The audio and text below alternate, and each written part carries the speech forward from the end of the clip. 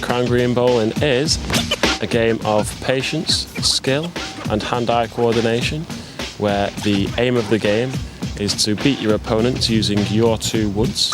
You will both play as many ends as it takes to get to 21. 21 is the final score. What you have to do is you have to get your woods or balls closer to the jack or block than your opponent. So say if my 2 are closer than my opponent's 2, I will have 2 points, and I will indicate to my marker, who will be at the side of the green, by using a hand signal, a 2 or a 1, and when I get to 21 they'll let me know and we'll have won.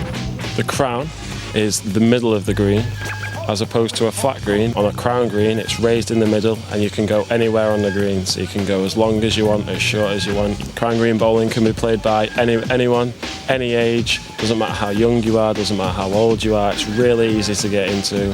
Just go down to any park, any working men's club, let someone know that you want to play, and 9 times out of 10 someone will go on the green and show you the ropes. Equipment, you need 2 woods, a block and a mat. You'd obviously need a green to go down and play on. I pay most of my money on the booze at the green, and I will pay £1 in subs just every match that I play, so I play 44 games, that's £44. The benefits are you get to meet new people, you get to hang around with your friends, I suppose. You're out in the fresh air. It's not so much a physical game, so you can't really get injured.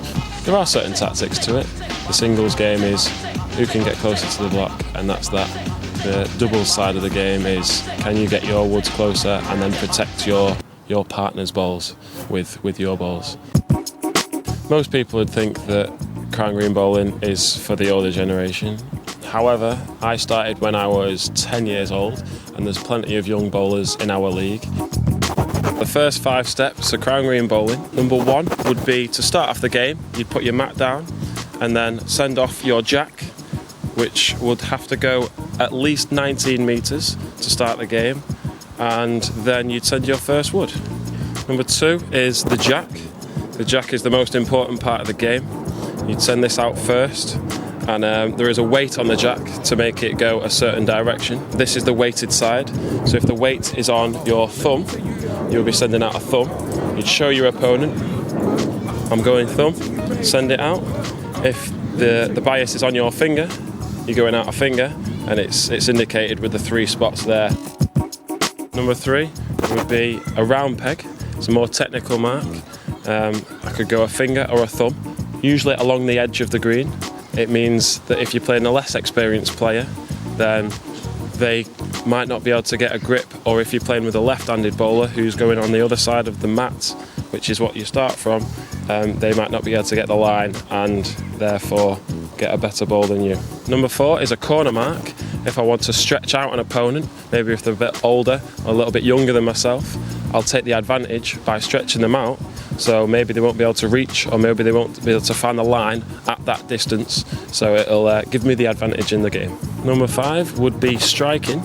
If I don't think that I can bowl up to a mark and get the advantage at that end just by bowling it, I'll strike my wood against either the block or one of their woods, and it basically means bowling a corner length in a short mark, in a short distance.